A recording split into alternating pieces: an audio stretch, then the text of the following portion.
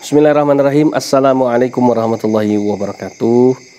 Alhamdulillahi rabbil alamin. Allahumma salli wa sallim wa barik ala sayyidina Muhammadin wa ala alihi wa ashabihi ajma'in, amma ba'du. Faya ibadallah ittaqullah haqqa tuqatihi wa la tamutunna illa wa antum muslimun.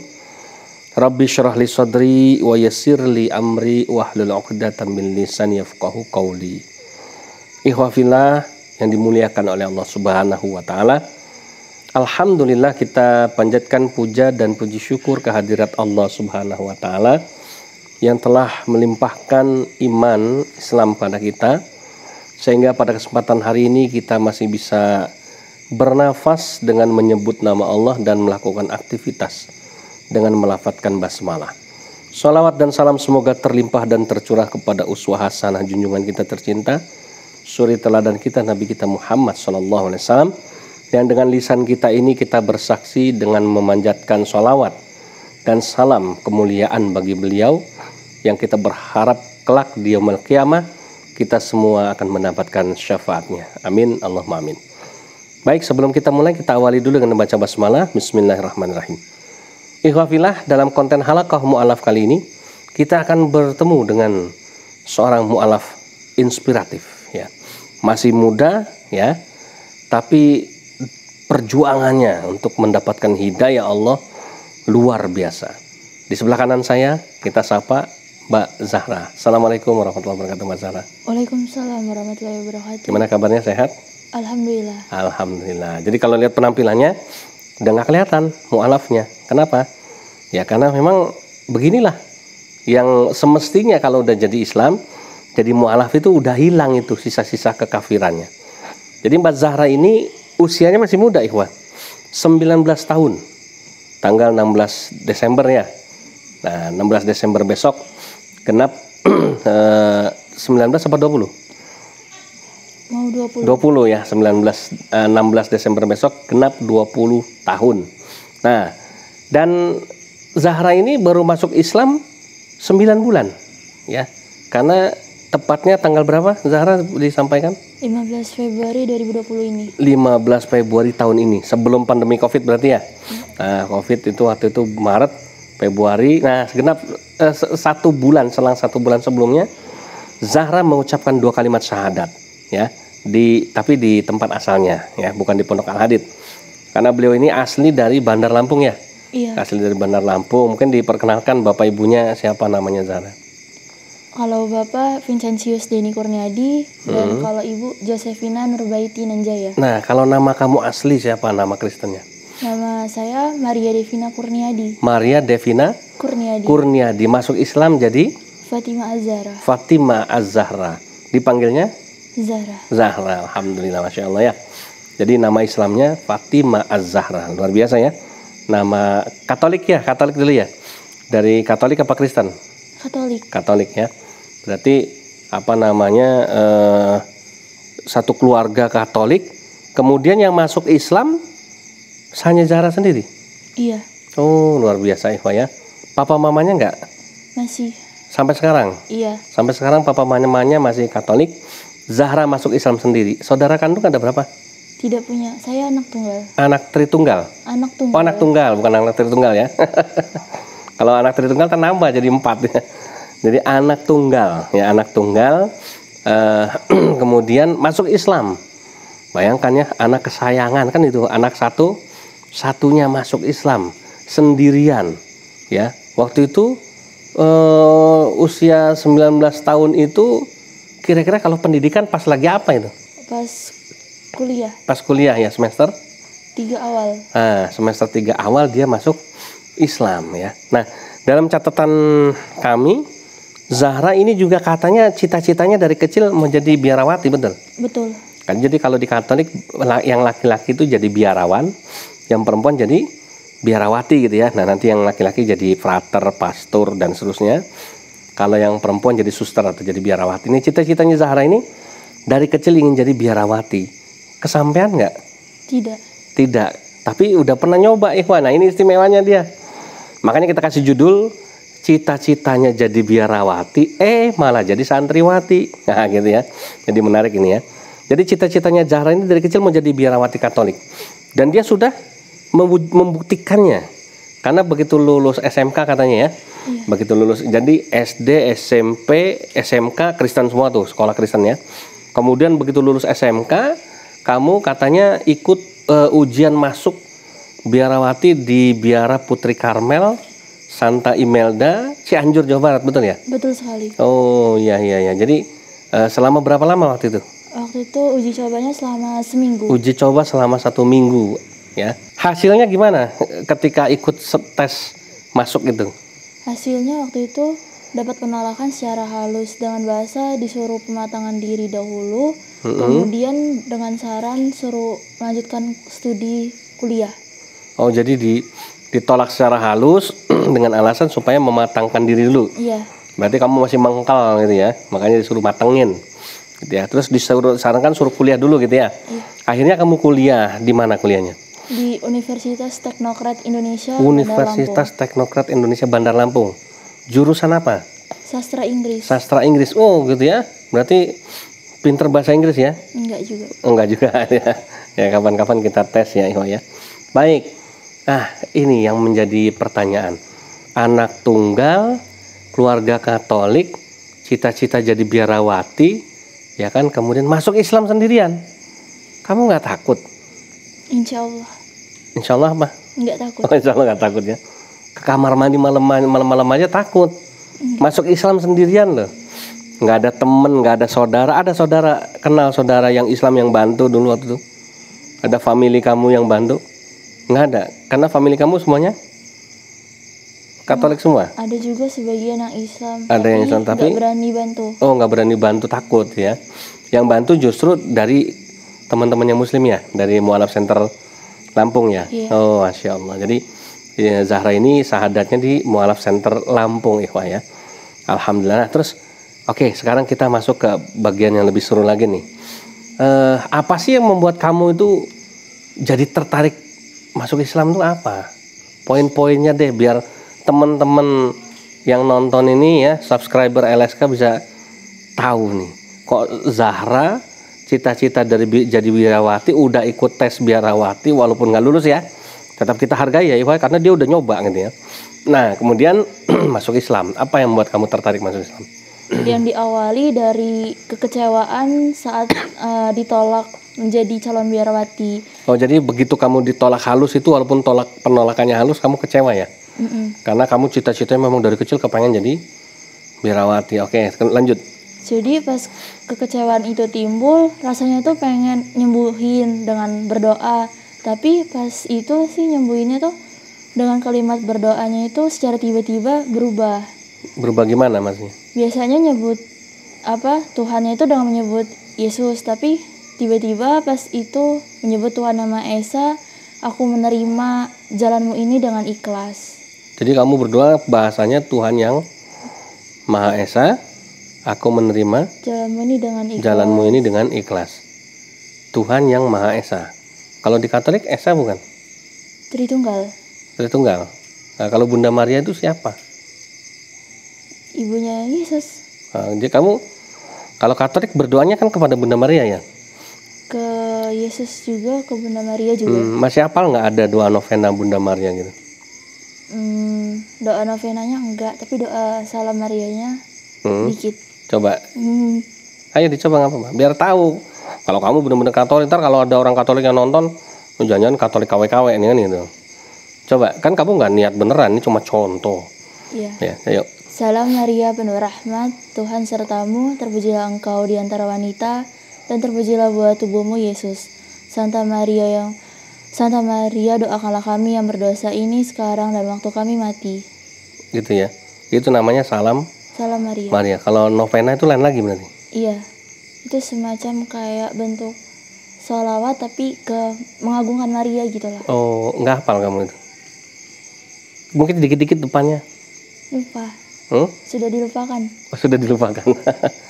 Mendingan sholawat pada Nabi Muhammad itu ya. Oh ya sudah ya. Nah jadi kita lanjut lagi.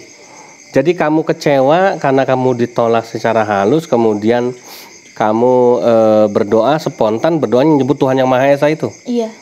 Oke, terus apa lagi yang membuat kamu akhirnya tertarik sama Islam itu? Ceritanya dari awal sampai akhirnya kamu syahadat. Nah, setelah itu habis nyebut Tuhan Maha Esa tuh seakan-akan tuh kayak ada kelegaan, dan habis itu dapat penolakan sekali lagi, terus tetap kayak nggak ngerasa kecewa lagi. Oh, jadi kamu ditolak itu 2 kali? Iya. Oh, jaraknya berapa lama itu? 1 Penolakan hari. pertama, besoknya ditolak lagi. Kenapa kok sampai 2 kali? Soalnya yang pertama penolakan dari pusat, yang kedua penolakan dari yang di tempat uji cobanya. Oke, kemudian lanjut lagi. Yang kedua ditolak, yang kedua kamu sudah tenang. Tenang. Akhirnya Pulang ke kota asal, terus mengikuti saran untuk menjadi mahasiswi di universitas. oke, kuliah di tadi apa universitas? Namanya apa tadi? Universitas apa? Teknokrat Indonesia. Teknokrat Indonesia. Akhirnya jurusan bahasa Inggris ya. Nah, kemudian diceritain lanjut lagi sampai kamu dapat hidayah masuk Islam itu gimana? Nah, selanjutnya itu kan seiring waktunya itu jadi banyak bergaul dan lebih banyak dapat teman-teman yang muslimah. Di kampus itu? Iya. Oh, berarti itu kampus umum ya, bukan kampus Katolik ya? Bukan. Oke. Jadi satu orang ada yang non muslim, yang lebihnya itu jadi ada 3 orang muslimah. Oke, itu teman-teman dekat kamu tuh ya? Nah, jadi kami itu sering belajar bersama. Kadang juga kami yang non muslim tuh nemenin mereka di masjid buat menunaikan sholat mereka. Oke. Oh, jadi gitu. Saking akrabnya gitu maksudnya? Iya. Nah, pas waktu nunggu belajar kelompok setelah selesai mereka sholat, ada suatu hal pas ingin melangkahkan kaki ke masjid itu ada suatu hal yang terasa kok beda, nggak seperti masuk ke gereja gitu. Enggak, sebentar. Kamu mau ngapain masuk ke masjid emangnya? Kadang mau kerja kelompok, kadang mau juga nemenin temen sholat. Nemenin tuh maksudnya gimana? Masuk ke dalam? Masuk. Di dalam area sholat itu? Enggak, di belakangnya. Oh, di belakang. Apakah di teras gitu ya? Enggak juga, di dalamnya. Di dalam tapi di belakang? Oh, itu kamu udah berjilbab belum? Belum. Oh, orang-orang tahu kamu masih Kristen, masih Katolik? Tahu. Enggak dimarahin? Enggak. Kamu ngapain orang kafir kamu di dalam masjid itu? Enggak? Enggak. Jadi diterima. Oh gitu. Jadi kamu, dan apa sih yang memotivasi kamu nemenin teman kamu sholat tuh ngapain? Ya pertama itu cuman sekedar toleransi, terus sekedar untuk belajar kelompok bersama. Niatnya cuma itu. Nah, tadi menarik, tadi kamu pertama kali melangkahkan kaki ke masjid, kata kamu beda sama seperti masuk ke dalam gereja. Apa yang bedanya? Bedanya tuh kayak masuk ke masjid itu kayak pulang ke rumah sendiri dalam tanda kutip gitu. Jadi kayak ngerasa ini loh rumah sebenarnya gitu. Ini sebenarnya kayak ini kenyamanan yang ku cari gitu. Tapi saat itu sih hati kayak masih enggak lah, kan namanya juga rumah ibadah. Palingan juga cuacanya apa gimana gitu. Jadi masih menolak secara halus. Oke. Jadi akhirnya kamu sering tuh ikut sering belajar kelompok di masjid, sering nemenin teman-teman kamu sholat. Terus gimana? Apalagi yang membuat kamu itu tertarik akhirnya sampai masuk Islam? Nah, karena keseringan kumpul bareng di masjid, sebelum itu sempat juga kan ngeliatin. Jadi ada suatu gerakan sholat itu tiba-tiba tuh kayak pandangan tuh pengen ngeliatin gimana sih ibadahnya orang Islam gitu. Dan ada suatu gerakan tertentu yang ngebuat takjub gitu. Jadi sujudnya mereka itu buat pertanyaan di pikiran gitu, kenapa, terus di mana Tuhan gitu, terus ini kenapa sujud ke tembok, apa mereka menyembah berhala atau bagaimana? Sujudnya ke tembok apa ke lantai? Maksudnya ngadep ke tembok. Oh, ngadep ke temboknya gitu. Kirain kalau sujudnya ke tembok begini gitu namanya. Iya. Oke, karena kamu nungguin teman kamu sholat, otomatis kamu ngeliatin ya. Dan dalam kamu ngeliatin itu kok tiba-tiba kamu tertarik untuk mengamati salah satu gerakan sholat itu, namanya sujud itu gitu maksudnya? Iya. Oke. Terus dilanjut lagi. Nah, jadi dari situ muncul banyak pertanyaan di dalam hati, terus penasaran siapa sih Tuhan yang di Islam itu, kok bisa mereka sujudnya gitu, terus yang belakang-belakang tuh kayak mana, apa mereka nyembah belakang-belakang, terus apa mereka nyembah tembok apa gimana? Maksud belakang-belakang tuh karena orang Islam kalau sholat bersop-sop gitu. Oh begitu, ya. Terus apakah Tuhan mereka hadir sebagaimana yang pernah diajarin di Katolik itu kan, kalau ibadah tuh Tuhan tuh hadir jamaah satu-satu gitu. Kamu ngelihat? Enggak. Taunya hadir gimana? Maksudnya kayak apa sih? Hadir kayak apa sih, ngerasa kita tuh benar-benar beribadah gitu. Nah, jadi penasaran apakah Islam juga dihadirin Tuhannya. Ilustrasi gitu ya. Tuhan itu hadir menjamah gitu. Terus akhirnya dari mulai sujud itu bikin penasaran, terus simpen dalam hati, terus akhirnya mulai mencari-cari media informasi tentang Islam secara diam-diam. Oh gitu. Apa yang kamu temukan? Pertama tuh yang ditemukan tuh biasanya tuh cuma blog-blog apa sih, eksistensi Tuhan, terus di internet gitu ya, blog-blog keislaman ya.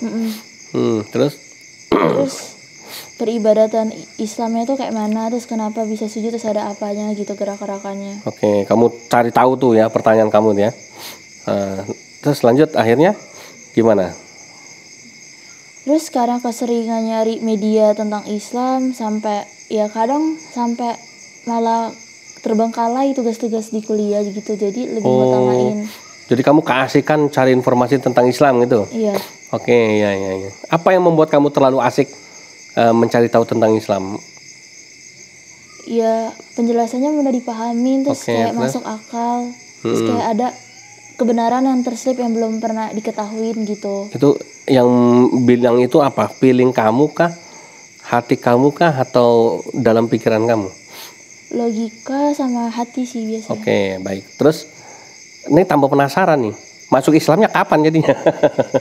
Terus lanjut. Nah, sebelum masuk ke Islam itu, jadi abis nyari informasi itu ada beberapa bulan setelahnya itu, tepatnya di tanggal 25 November itu ada dapat 3 kali mimpi. Jadi 25 November seminggu kemudian, dan salah satu mimpinya itu mimpi syahadat. Oh, mimpi mengucapkan 2 kalimat syahadat. Ya. Nah, di mimpi syahadat itu ditemenin teman-teman. Jadi teman-teman siapa nih? Kampus? Iya. Oke. Nah, terus karena mimpi itu, terus akhirnya tuh penasaran, terus cari tahu lagi, akhirnya belajar lagi dan nemuin itu pembelajaran lewat radio online, terus akhirnya tanya-tanya, dan akhirnya sempat dijelasin dari ustadz online gitu. Terus akhirnya ada suatu hal yang kayak udah nutup, udah deh ini pertanyaannya udah cukup, walaupun nggak bisa dijelasin, tapi kayaknya udah masuk akal dan udah bisa diterima emang jalannya ini. Jadi nentuin waktu, terus akhirnya beraniin syahadat secara diam-diam, tepatnya sih di tanggal 15 Februari 2020 kemarin. Iya, jadi kamu memberanikan diri karena mungkin sebelumnya kamu berpikir ya ada rasa ketakutan juga nggak? Iya. Karena kamu sendirian, papa mama kamu nggak tahu gitu ya. Nanti kalau tahu seperti apa gitu, bayangan ketakutan ini ya. Iya. Tapi akhirnya kamu mantep, nekat, Bismillah, syahadat gitu. Iya, soalnya waktu itu kan ada pesan juga dari ustadz online itu, kalau sudah mendapatkan ilmu jangan disia-siakan ilmunya. Jadi ya Zara ngerasanya itu udah ada ilmu yang Zara punya, Zara simpen dulu, terus jangan disia-siakan ilmunya. Berarti kan kalau misalkan Zara udah yakin terus nggak syahadat, terus nanti Zara tiba-tiba meninggal tapi masih dalam keadaan kafir, kan sia-sia jadi ilmu yang dikasih ustadz online itu. Ustadznya namanya ustadz online? Ya enggak. Maksudnya ustadz yang memberikan kajian online gitu ya? Iya. Oke. Baik ya Ikhwafillah, akhirnya Zahra mengucapkan 2 kalimat syahadat masuk Islam pada tanggal 15 Februari 2020 di Mu'alaf Center Bandar Lampung ya, oleh siapa yang mensyahadatkan? Ustazah Lia. Baik ya. Nah, jadi deh mu'alaf gitu ya. Langsung berjilbab tuh ya? Belum. Oh, belum? Belum. Berapa lama kemudian? 1 bulan setengah kemudian. 1 bulan setengah. Baik, simpan dulu. Ini akan berseri Ikhwah. Kenapa? Jujur ya, Laboratorium Sains Kristologi Al-Hadid merasa mendapatkan durian runtuh begitu Zahra dititipkan untuk dibina di sini. Kenapa? Karena mencari mu'alaf muda yang masuk Islam itu penuh semangat dan berani mengambil resiko, perempuan sendirian, ya tanpa rasa takut dia masuk Islam, mengucapkan 2 kalimat syahadat, dia tinggalkan ya keluarganya, papa mamanya, hanya karena dia mau masuk Islam, ya dia memberanikan diri, masya Allah. Tidak ada teman, tidak ada saudara, ya hanya berserah diri sama Allah. Ini sungguh suatu yang luar biasa, dan masih banyak pengalaman lain yang lebih seru. Sabar. Demikian dulu untuk kali ini, sesi kali ini kita hanya minta Zahra menceritakan bagaimana proses dia masuk Islam. Nah, proses perjuangannya kita akan bersambung kembali ya di part 2. Bagaimana pengalaman Zahra dari calon biarawati menjadi santriwati. Nah, terakhir Zahra, closing statement, gimana perasaan Zahra sekarang? Alhamdulillah, ya perasaan jadi tenang dan menjadi damai karena telah menemukan kebenaran yang hakiki dan melewati jurang yang batil. Masya Allah, jurang yang batil tuh nggak usah ditanya siapa, dan maksudnya jurang yang batil yang mana, pokoknya ya antum sendiri yang menafsirkan.